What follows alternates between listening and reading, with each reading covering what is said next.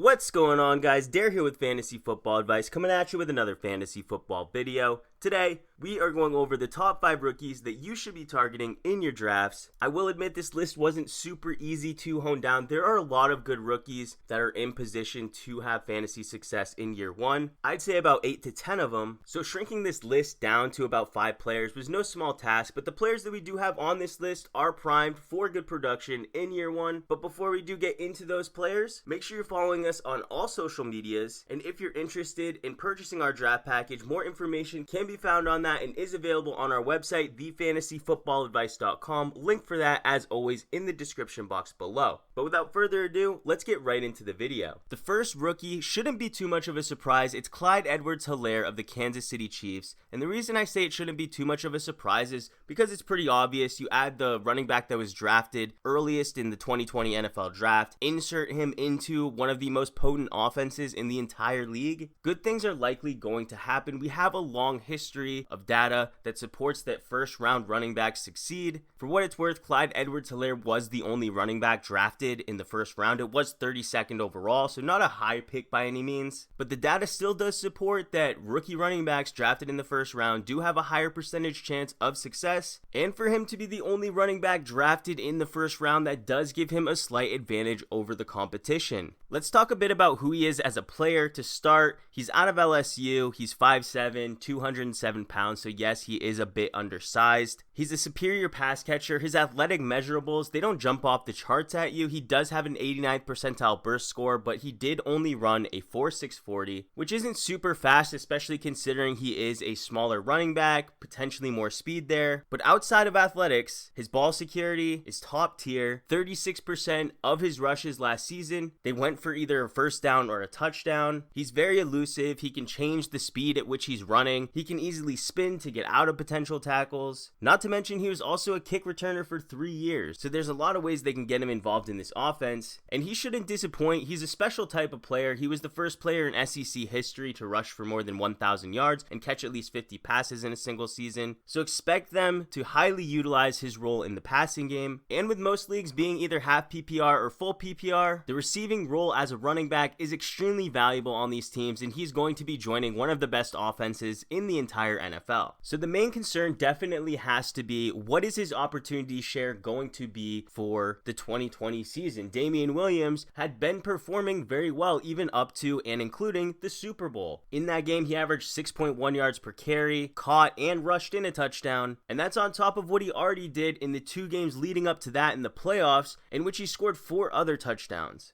So it's pretty safe to say that Damian Williams is not on the bad side of the Kansas City Chiefs by any means. So what type of touch totals are we expecting for year 1 for Clyde Edwards-Helaire? That's a good question, and to start out, it is going to be somewhat of a committee. The Kansas City Chiefs already said that Damian Williams is the lead back, but that they are trying to integrate Clyde Edwards-Helaire in there. And throughout the season, we should see a transition to where Clyde Edwards-Helaire is going to be getting the bulk of the workload. Earlier on, he may not have more total touches than Damian Williams, but what he will be leading this backfield in is the receptions, is the targets, which are the most valuable types of touches you can get at the running back position. Barring Clyde Edwards-Helaire doing anything to potentially ruin his opportunity, we should see the transition from Damian Williams to Edwards-Helaire start off very early on. Now, I don't think it's very likely that he is going to do anything to throw away his position. Like I said, his ball security is one of his strong suits, and at rookie running backs, that's usually the issue. He can catch balls at a very good rate, so the team has a ton of flexibility in the ways that they want to use him. So overall, there's just so many signs pointing to this guy getting an increased opportunity share. Then don't forget, he was the first running back taken in the draft, the only one in the first round, and this kid just has so many things going for him. Right now, he's being drafted 25th overall, which if you're getting the top running back on the Kansas City Chiefs at 25th overall, you are getting a fantastic deal. Damian Williams would have paid dividends last season had he stayed healthy, but with him only playing 11 games, which will also work into the favor of Clyde Edwards-Helaire, we didn't see that type of consistent production, the type of consistent production we're expecting from Edwards-Helaire this upcoming season. Moving over to the next player player we have, it's Jalen Reagor of the Philadelphia Eagles, and this one should be a no-brainer. The Philadelphia Eagles are desperate to fill that role, so Jalen Reagor finds himself in one of the best opportunity shares he could have imagined heading into this upcoming season. I think a lot of people were surprised by the pick, mostly because Justin Jefferson was still on the board at the time that the Eagles took Jalen Reagor. Jefferson has 2 inches on him, has a more prototypical build for an outside wide receiver or de facto one, ran a faster 40 time despite being taller than him, not to mention boasted 900 more receiving yards than Jalen Reagor just the season before. Despite those factors, there are reasons why the Philadelphia Eagles did take Jalen Reagor over the competition. One of those reasons being he is one of the most explosive wide receivers in this draft class. He has a 99th percentile burst score, a 70th percentile speed score, and a lot of the lack of production from a season ago should be put not on the shoulder of Jalen Reagor, but it should definitely fall more on the quarterback play or lack thereof that he had just last season. In fact, fewer than 60% of Reagor's total targets were even deemed catchable. Compare that to the upgrade with Carson Wentz, who's one of the better quarterbacks in the league when it comes to his catchable target percentage, and you have a situation in which Reagor is going to have an opportunity to succeed early and often. Let's talk a little bit about his role in the offense. Right now, he's walking into a situation where he could be a key contributor. This offense consists of Zach Ertz, Dallas Goedert, Deshaun Jackson, and Alshon Jeffrey. Neither Alshon Jeffrey nor Deshaun Jackson have proven to have the ability to stay healthy, so there's a very likely situation in which Jalen Reagor is the only real receiver outside of JJ Arcega-Whiteside that's healthy down the stretch. Aside from that, what his individual role will be in the offense on a game-by-game basis, you can fully expect them to utilize his speed and acceleration. While his 40-yard dash time won't blow you out of the water, he does accelerate to top speed quite quickly, so slants and even screens are going to be part of his game. This is a team that heavily utilized the short passing game last season, so we're definitely not going to expect them to veer too far outside of that. He will take over most of Deshaun Jackson's work if Deshaun Jackson does get taken out with an injury, and with a receiver that's turning 34 this year who only played in 3 games just a season ago, his opportunity share to fill in that role is pretty high. Alshon Jeffrey has only played in a full 16 game season 1 time out of the last 5 years, so if Reagor can perform, he's going to have a massive opportunity share this upcoming season, and based on what we've seen from college in the first round investment, the Eagles think so too. The next player we have on this list is a running back. It's the running back out of Los Angeles, and it is Cam Akers of the Rams. Akers was the 4th running back off the board. He was drafted in the 2nd round. And one of the best factors about Cam Akers is he is going to be coming into a situation in which the Rams have just moved away from Todd Gurley. Todd Gurley is now an Atlanta Falcon. And while Gurley isn't getting 2017 types of touches, he still is 17th in the league when it comes to total touches on the ground. Combine that with his 49 targets and 14 touchdowns. And that's a lot of red zone touches and targets that are open. And Cam Akers is the new guy in town. Right now, their roster consists at the running back position of Darrell Henderson, Malcolm Brown, and John Kelly, so he will be competing with these players. However, Cam Akers' skill set fits exactly what the LA Rams need with the exit of Todd Gurley. Cam Akers, he's very versatile, he's a strong running back, he's also elusive and a very capable pass catcher. Last season, he ran for 1,144 yards, reached pay dirt 14 times on the ground, another 4 times through the air, and tacked on another 261 receiving yards on 30 more receptions. So A, he has a nose for the end zone. B, he's very proficient in the passing game and can turn those receptions into touchdowns as well. And C, we've seen him handle a workload with 231 total touches while averaging 5 yards per carry through that span. The players he's competing with for touches this upcoming season, none of them averaged over 4 yards per carry. Not John Kelly, not Darrell Henderson, not Malcolm Brown, nor Todd Gurley for that matter. And this is definitely an area of focus of the Los Angeles Rams this season. Their offense really hasn't been the same since Gurley started having his knee issues. The run game, or lack thereof, is really impacting the overall effectiveness of the offense, and drafting Cam Akers as early as they did is a clear sign that they want to go back to having a successful running game to help out their passing game. The only real thing that could throw a massive wrench in this whole plan of Cam Akers is if someone like Darrell Henderson really steps up, or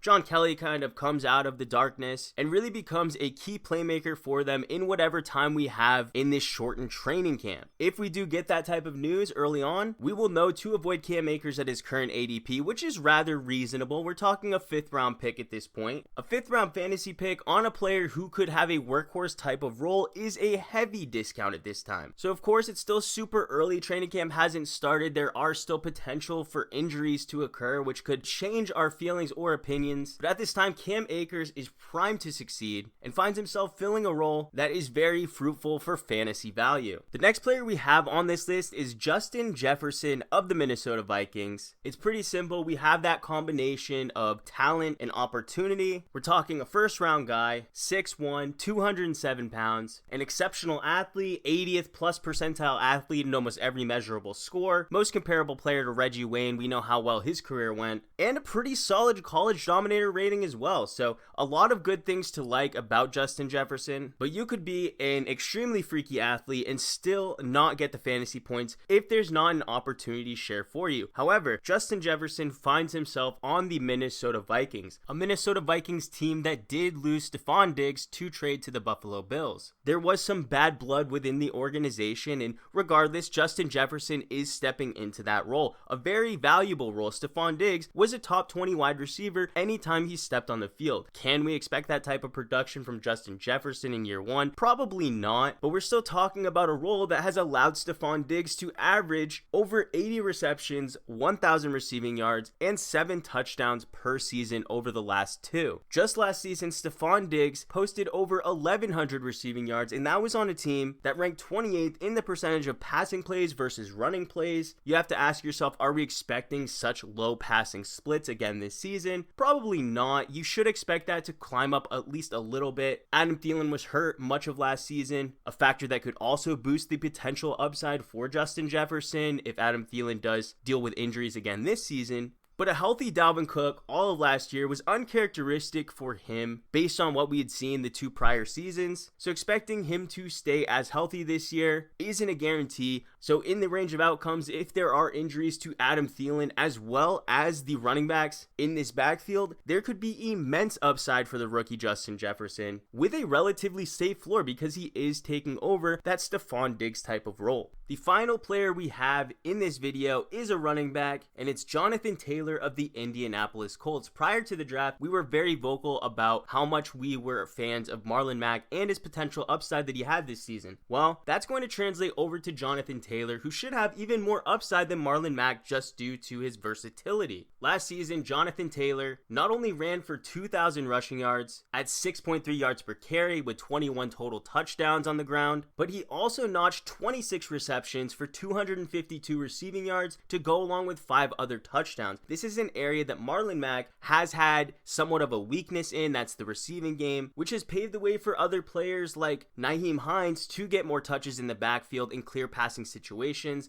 These are situations that now should fall on the role of Jonathan Taylor. They invested heavily in him when it comes to draft capital. We're talking about a 2,346 yard rusher with 26 total touchdowns just a season ago. He's proven he can handle a workload. He ran the ball 320 times. So if you're talking about a versatile running back that has the ability to carry the load, that can be used in plenty of situations, you're basically talking about Jonathan Taylor. And not only that, we're comparing the production of Marlon Mack last year versus what we can expect in production from Jonathan Taylor this year, but it's really comparing apples to oranges because we have a change at quarterback. Phillip Rivers is now the quarterback of the Indianapolis Colts, which should be even more fruitful for the running back position. We know just how much Phillip Rivers loves throwing the ball to the running back position, and these plays don't even have to be passes designed to the running back. They could just be dump offs. We know how much Melvin Gordon thrived in that role. We saw Austin Eckler thrive in that role last season, and this is something that will carry over to the Indianapolis Colts. As Phillip Rivers is building chemistry with his receivers, the running back position will be heavily relied on in the receiving game, and Jonathan Taylor is going to be the main beneficiary. That is going to complete the list of rookies that we think you should be targeting. I do really quickly want to give a shout out to Keyshawn Vaughn out of Tampa Bay. He finds himself in a great situation with a very potent passing attack with Tom Brady and Rob Gronkowski joining the likes of the Tampa Bay Buccaneers. They certainly have the tools and the players to be one of the best passing attacks in the entire league. You're talking a team that had Jameis Winston throwing for over 5,000 yards just a season ago with some added weapons. If the chemistry on this team from a passing standpoint doesn't disappoint us and meets our expectations, then that's going to open up a ton of opportunities in the running game, and it's going to benefit whichever running back actually leads this backfield, which very well could be Keyshawn Vaughn. He's a capable pass catcher, so he can get it done on the ground and through the air. Peyton Barber is no longer on the team, so we won't see the team giving away touches to him, which leaves Ronald Jones, who did have a somewhat okay season last year if you're looking at the numbers as a whole, but there is no way he earned any solidified role as we head into the 2020 season, which leaves the opportunity for Vaughn to lead the way. Right now we're getting a discount on him when you compare him to some of these other rookie running backs, so we do want to make sure we added him to this list at least as an honorable mention, because there is certainly some upside there, and he's not all that expensive at this point in the offseason when it comes to draft capital. Alright guys, that's going to do it for this video. We really hope you enjoyed. Don't forget to check out our website, thefantasyfootballadvice.com. We're updating it every day. If you did enjoy this video, please hit that like button. If you're new to the channel, please hit that subscribe button. We thank you all for watching. We'll catch you on the next one.